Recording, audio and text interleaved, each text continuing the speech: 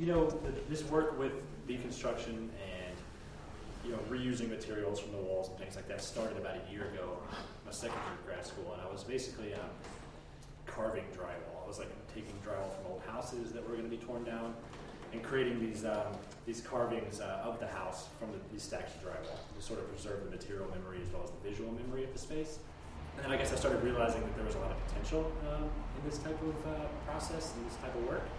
And at that point I started looking at homes that were going to be demolished and still kind of really focusing on those spaces with the idea that I'd be able to go in and create furniture that could be used so I could go in and create like a kitchen dinner table and chairs and then have me and my wife and other people from the neighborhood over and have dinner in those spaces for the time being. At that point I started working in galleries more, which has since sort of changed my idea of how these projects develop.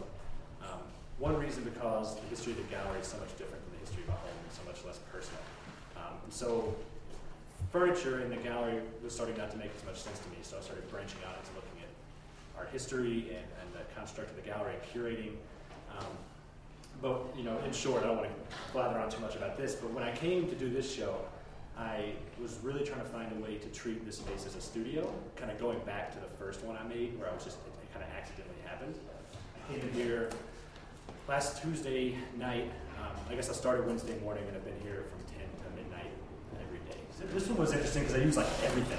Like I ended up using the roto-zip, router, circular saw, jigsaw, handsaw. It was like different scenarios. Like I had to find spots where I have to use different things. So now I'm in the reflexive period where I'm trying to think about what I did. And this has helped me with that because this has been a way for me to think about what I've done while I'm doing it, as opposed to before I was just constantly just had an idea and I would make it. I would never have time to think about the result.